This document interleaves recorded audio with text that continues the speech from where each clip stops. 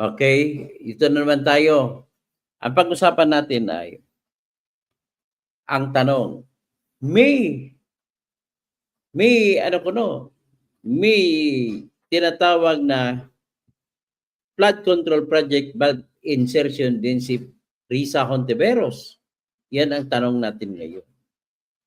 Yan ang sinabi sa nila ni Jerry Baha at saka ni Anthony Taberna. Tingnan natin ngayon. Ngayon magsimula tayo sa tinatawag sinasabi ni Panfilo Lacson na ang lahat daw mga senador ay may insertion. So kasama kaya si Risa Hontiveros doon? Titingnan natin ang sinasabi ni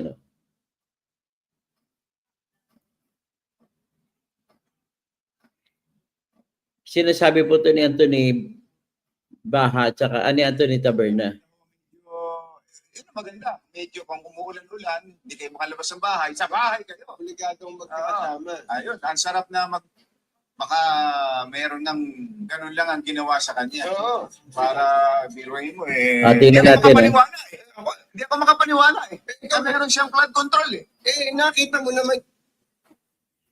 Tingnan natin Dos por dos with Anthony Taberna. Ayan, isa lang natin. Antay natin. Habang nakikwento ako, isa lang natin yan. Pero bago natin isa lang, nais ko muna bigyan ng konteksto. Nagre-reklamo kasi si Marcolita.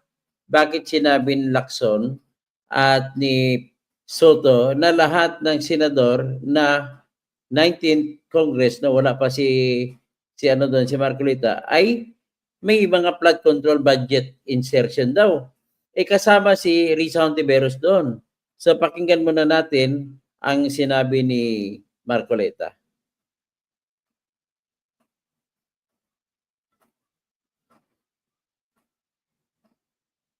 Ito yan. Nangagawa ng masamang impresyon na ang institusyon ay ginagamit tungkol sa insertion. So pag akala nyo, insertion ay mali, pero sabi mo naman, ngayon hindi mali. Ba't mo tinanggihan? Bakit nag-disclose ng ganun si Senator Ping kung wala naman palang problema doon? Ba't kinakailangan pa niyang sabihin, insertion, sabi niya, is threatening our economy.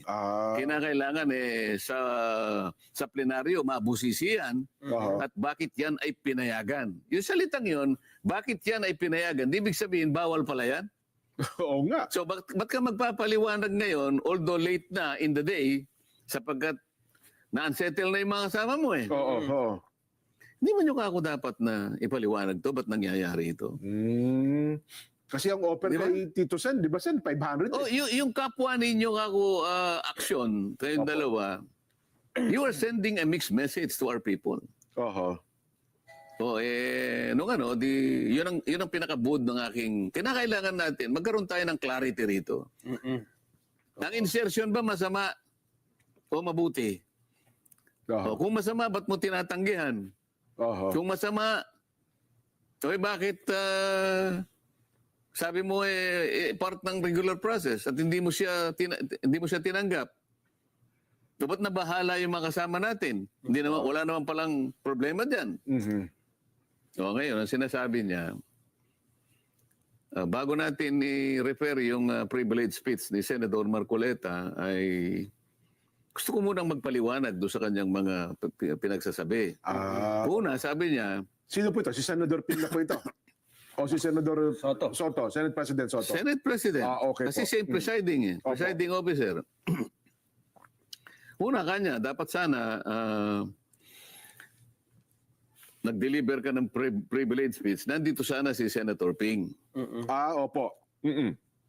Una, hindi ako pwedeng sumagot sa kanya kasi ayaw niyang bumaba. Dapat sana siya ay bumaba para mag-usap kami. Kasi siya ang presiding officer that time. Hindi tayo, gusto ko sana sabihin sa kanya, kaya ako siya tinitingnan, kahit di ako may kibo, tinitingnan ko siyang mabuting ganyan, sinesend ko yung message sa kanya. Opo. Mr. President, kung gusto mong sagutin ako, ang parliamentary practice po, kailangan po kayo ay tawagin niyo si bababa sa JB. podium.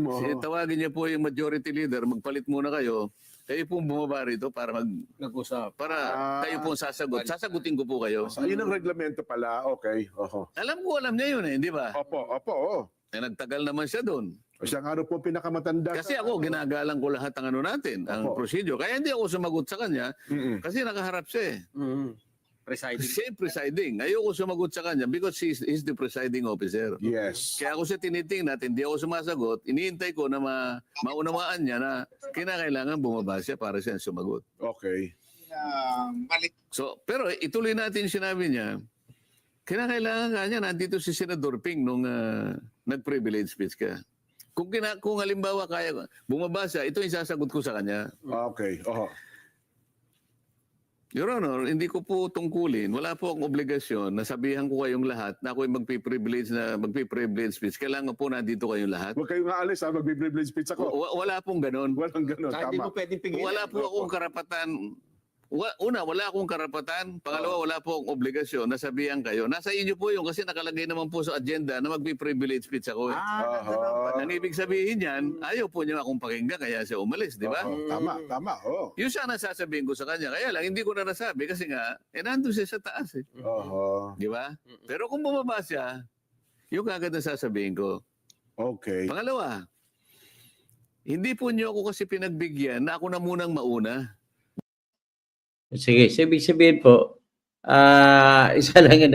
Kumbaga parang naisahan ni Marcolita si Soto patungkol doon sa mga akusasyon nila na lahat pala ng senador ay may tinatawag na flood control insertion. Ngayon, ang isa naman sa nilabas sila ni Jerry Baha at si Anthony Taberna ay si Risa Ontiveros. Hindi ako maniwala na hindi rin sila maniwala na meron daw sa record na flood control insertion si Risa Ontiveros. Tingnan natin. Kasi tingnan natin parang santo siya eh.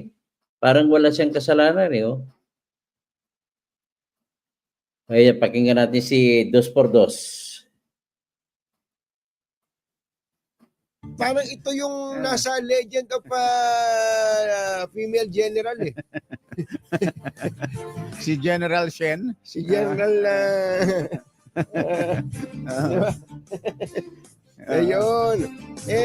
Natanong ko lang pala. Wala ko doon sa sa pelikulang yung kasama si Matt Damon. Si Matt Sa Damon. ano ba 'yan? Wall ba 'yan? UL.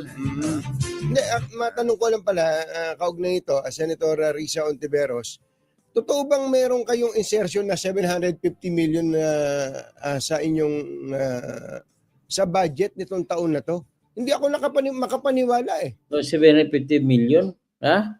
Totoo ba yan? Ako rin hindi maniwala. Kambatsero, hindi ako makapaniwala na may flood control insertion si Senator Risa Ontiveros hanggang ngayon. Oo. Hindi ako Hindi ka makapaniwala kasi Kahit na sinabi ko na sa iyo, kumbatsero. kahit sinabi Kahit mo na, ako pa nagsabi. parang mas gusto kong Masakit naman 'yan, kumbatsero. O sige, naniniwala na. Ayoko nasasaktan ka. Hindi kaya po hindi ako makapaniwala sapagkat si Senator Risa Ontiveros ay bumoto ng against doon sa BICAM report. Di ba, may kanyan, may ratification ng Senado. Oo.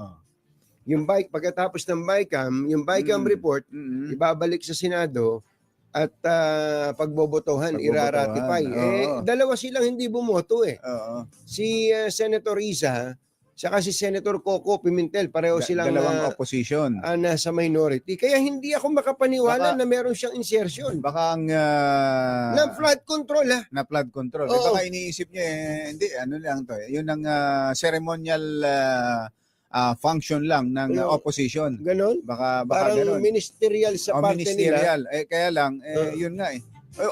Hindi kaya may ibang nagparking din kay Yun eh. Senator Risa? Wala naman siyang garahe eh. Ikaw nga ang Kasi si Saldi ko na parking. ikaw nga magpaliwanag, Senator Risa. Bakit nga ba? Senator, makisuyo Pero nga hindi ka- natin nilalagyan ng Malaysia yung pagkakaroon niya ng flood control na parang ang ibig sabihin kasi ngayon, pag nagkaroon ka ng flood control project Oo. sa iyong insertion, nangungumisyon ka na kagad eh. Kaya nga, yun Oo. yung ating sinasabi. But to be fair kay Senator Risa Ontiveros, Mm-mm. hindi lang 750 million ang kanyang Ang insertion insertion. sa flood control. And hindi sa Sa buong budget Nasa ang 3 point, ano ayun. siya? Mahigit 3 billion, mahigit 3.01 billion. billion, no? Tingnan ko na nga para Sige nga, ikaw na sigurado magsabi, tayo. oh. Ang Hindi ako kay makapaniwala. Hanggang ngayon, hindi ako Senator makapaniwala. Risa Ontiveros, mga magulang at mga mahal na mga taga-subaybay, ang kanyang kabuuang budget Saan mo ba nakuha yan? para sa 2025. Natawagan mo na ba, national budget. Yuel? Natawagan mo na ba Ito. Risa Ontiveros? 3 billion, 3.035 billion. 3 3.035. billion, 35 million and then 800,000 to Yun be ang, exact. yun ang insertion. Yun ang insertion. O yung, Kabuuan. yung amendment. Oo, yung Tapos insertion ang, or amendments Tapos ang kanyang flood control insertion ay nasa out of the more than 3 billion, nasa 715 million. Ayun. Oo. Pakitanong, 750 million, malaki din yun. Insertion ni Risa Ontiveros. Baka natin, na-parkingan lang siya ng baka iba eh. nga eh. Nailagay sa pangalan niya pero hindi naman pala sa kanya. Hindi ba? May mga ganun eh. Kaya ganun yung ating contention sapagkat halimbawa, kumbachero, may mga idinedeklara po ngayon ang ilang investigador. Ano? Investigador, ang mga taga ICI, ICI, taga ICC. ICC. Ano Taga ba? ICI nga. ICI, mga pati mga taga local government na ghost project. Oo. Nung pala, kumbachero, dahil sa dami ng project, yung sinusulat na coordinates, Oo. siguro nahilo na yung nagsusulat, Oo. mali ang coordinates. O kaya baka sinadya talagang sinadyang Hindi mali. mali. Oo, yun Kaya na. ang nangyari Yun ang po naging, Para naging part maligaw. nga ng modus talaga yun eh. Yung imamali yung Oo. coordinates para hindi mo makikita. Hindi, kaya Mahihirapan ka. ganito yung punto natin, kumbachero. Nung nagkagulo na, nung naghahanapan na ng ghost project, nung sinabi ng Pangulo, submit, di obligado mag-submit dun sa sumbong sa Pangulo, yung mga coordinates ng mga proyekto. Oo. Alam niyo po ba mga kababayan kung nakikinig kayo sa Senado? Napakarami, libo daw po yung mga proyekto na mali yung nandun sa DPWH Central Oo. na coordinates. Ayun na nga. At pag pumunta ka dun sa opisina ng District Engineering Office, kumbachero, Oo. tama yung coordinates. Kaya pag ang pinagbatayan mo ay yung coordinates na nandun sa central office, hinanap mo dun sa lugar, walang project. Walang project. Pero pagka pinuntahan mo yung District Engineering Office na kung saan tama ang coordinates, Oo. makikita mo yung project. Dahil sila talaga yung ano eh. Sila yung nakakaalam yung ng district coordinates. mismo eh. Oo. Kaya yung kay Senator Risa Ontiveros, hindi kaya inilagay nyo lang sa pangalan ni Senator. Ayun na Ba't nyo nga. ginaganyan si Senator Risa? Baka nga. Di ba? Sige nga. Yuel, try nga natin si Senator Risa mamaya. No? Para baka meron ng ganun lang ang ginawa sa kanya. Oo. Para biruin mo eh. Hindi ako makapaniwala eh. Hindi ako makapaniwala eh. Ikaw Na meron siyang flood control eh. Nakita mo naman yung pinakita ko sa yung papel. Nabalik. Hindi ka naman naniniwala. Nasasaktan naman ako. Hindi, naniniwala na ako. Maria, samantala, bawal pa rin. So, yan lang ang pinag-discuss nila na kung ako tanungin mo, meron yan. Pero baka naman na-check naman ni Risa Ontiveros na maayos naman ang pagpapatupad. No, kagaya naman kay Magalong, sa tennis court ng Baguio, may project pala doon si St. George, St. Gerard, kay Diskaya, pero maayos na magpapatakbo ng tennis court. Pintura lang ang problema. Inaayos na nila. Nang ibig naman sabihin po, lahat ng proyekto kapag hindi bantayan ng kung sinong politikong in charge, ay ibig sabihin ay kumukwarta yung politiko. Pero sa tennis court sa Baguio City, binabantayan halos araw-araw ni Mayor Magalong at lagi niyang pinalize pa niya. Kaya maayos ang paggagawa ng kanilang tennis court. Ang kulang na lang doon na natuklap yung pintura. So, uulitin ng pintura.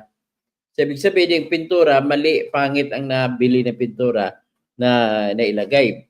At maliban pa, kapag madaliin mo yung pintura at kapag basa pa yung simento na pinturahan mo, ay matutuklap talaga yun. So, ganun sa pagmamadali. Pero sabi ni Baguio Mayor Magalong, kung meron mang magandang kontrata itong mga diskaya, ito yung kontrata nila doon sa Baguio City. Pero it turned out na pinasabkon pa rin pala ng mga diskaya. Yung silang nanalo sa bidding at sila rin ang nag-implement. Kaya lang, sabi niya ay hindi naman kagaya ng sa ibang kontrata na nagreklamo si mga diskaya na nanghingi ang mga politiko. Pero dito sa kanya sa Baguio ay wala siyang hiningi kahit piso. So kaya ito naman, titingnan natin at kay Risa Ontiveros, maglaan tayo ng isang araw, papaluapan natin ito kung tingin ko naman talaga totoo na yan. Totoo rin yan. Kaya lang, kung ako naman tanongin mo, medyo malinis naman si Risa Ontiveros kaysa sa ibang mga senador. So, yan na lang at maraming salamat po sa inyo lahat, no? Yung magtatawag ng magsashoutout na lang ko isa-isa sa inyo.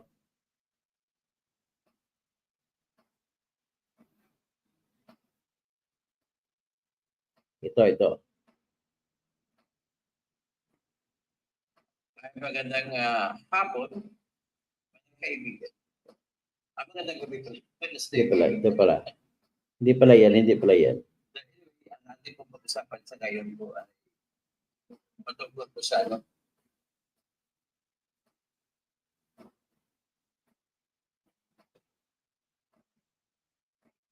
So, anyway, ayun lang naman ang isang shoutout na lang ako.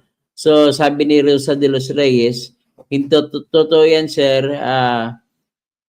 Ipakita niya kung saang lugar ang flood control project niya. Tapos, Brilla Hinos, good evening po. Si Chrissy Brooks, I disagree na malinis si virus. Ganun ba? O sige lang. Malalaman natin yan. Rosa de los Reyes, dapat ipakita niya kung saan napunta ang 3 billion flood control project o saang lugar yan. Pag hindi yan may ipakita ang flood control project nyo, yari siya. Sabi yan naman ni Rosa de los Reyes. 3 billion budget para sa mga kasapi nyo sa bundok. Sa Rosa de los Reyes, tama si Lacson, halos lahat ng senador sa Congress, 19th Congress, may insertion sa Ghost Flood Control Project. Tapos Senador, may flood control. Tapos Bergie Piquero, PhilHealth Queen, si Risa, virus. Edgar Nacion, Dr. Toto, good evening po. JR, Salis, fake news po, hindi nga siya nag-sign. Okay, tatalakay natin yung hindi siya nag-sign Clips up sa Cubs. Hilig mo na fake news Toto hindi pa ako fake news. Pasensya ka na, hindi ako nag-fake news. Rodi Rabi, Pastor, magandang gabi. Ngayon, titingnan natin. Hindi naman po ibig sabihin na dahil hindi bumoto si Risa Ontiveros sa budget sa 2025 ay wala siyang insertion. Maring may insertion siya. Ngayon, alam naman niya kahit bumoto siya ng no, ay wala ring mangyari. Kaya, para malinis ang dating, pwede rin gagawin na bumoto siya ng no, pero alam naman niya, ma-approve kasi mas marami ang yes. Kaya, pwede mo sabihin, pwede mangyari po na palabas lang yun ni Risa. Kaya hindi ko naman sasabi na yun nga, pero pwede mangyari na palabas. So, si Chrissy Brooks, nga. Bali, yan po ang ating conclusion dito. At pwede rin mangyari, kasi unang-una, ito ang isang totoong pangyayari ay mga blanco ang lumabas na final draft ng 2025 na bicameral conference committee report. May mga blanco. Kaya nga nagsampa ng kaso sila ni Attorney Vic Rodriguez sa si Congressman Ungab sa Supreme Court at inaantay na lang ang tinatawag na hearing doon. So ngayon, dahil totoo na may budget, ibig sabihin, dapat totoo rin yun, tatanggapin din ng lahat. At ang lahat po ng senador at congressmen ay pinadalhan po ng email copy ng final draft ng Bicameral Conference Committee report. At siyempre, pag naipadala sa kanila, makikita na nila ngayon ng blanco. So natural, nakita naman natin si Risa Ontiveros, nung tinanong siya, sabi niya walang blanco. So kung ako tanungin mo, nagsisinungaling siya doon kung may blanco o wala. At kung bakit siya magdepensa na walang blanco, ano ibig sabihin? So kahit nag-no pa siya, pwede ring mangyari na ay nakikiapid din siya sa tinatawag na flood control projects. So anyway, that remains to be seen. Hindi rin ako nag-conclude. At andyan pa rin po ang duda ko kung talagang nag-insert si Risa Ontiveros ng 700 million worth of flood control projects. So si Chrissy Brooks, Sir Toto, bakit ang EC walang action? Tatawagan nga sa EC, walang action. Si Bobby Admain, Sir Toto, nag-step down na rin ba ang mga alipores ni Tamba na araw-araw ang press release nila dati? Hindi ko alam kung nag-step down sila. Rosa de los Reyes, 101% may insertion yan si Risa Ontiveros. Kaya pala tutol sa death penalty. Sir Toto, sabi naman ni Chrissy Brooks, ay sinabi niya pala, bakit hanggang wala pang action Supreme Court. Tapos si Risa de los Reyes, tama yan sir, may insertion talaga niya. Si D+, Dr. Toto, ano masasabi mo sa ginawa nila, BBM, na magbenta ng 20 pesos, kabulastugan niya magbenta ng 20 pesos. Mga biktima ng bunga ng lindol ay wala na nga makain yan, tapos bentahan mo tag 20 pesos na bigas. Kabastos. Anong klaseng kwan? Tapos, of all people, 50 million ang binigay na tulong ni Kwan. Nung sinabi, pero tignan natin, baka nagdagdag ng tulong si BBM. Pero sa unang report, 50 million binigay sa mga biktima ng lindol. So, Dr. To, ang masasabi mo, ay nabasa ko na po. Si Chrissy, dating meron siyang kinuha sa PhilHealth Funds. Tingnan natin ang PhilHealth Funds, mukhang, sa tingin ko baka, kinukontra din ni Risa Ontiveros na hindi totoo. Si Pastor Odi Rabi, si Rosa de los Reyes, totoo yan, sir. Okay. So, Brilliant Mimi Authority, good evening po. Bobby Admain. Sige, hanggang dyan na muna tayo at magandang gabi po. Paki-share, paki-like, at paki-invite ang iba na mag-like sa ating channel at para dadami po ang ating komunidad. Sa Pixie, Toto, ipagdasal mo muna ang Davao. Wala ning Davao, tapos na yun ang yung sunog kanina pa. Okay.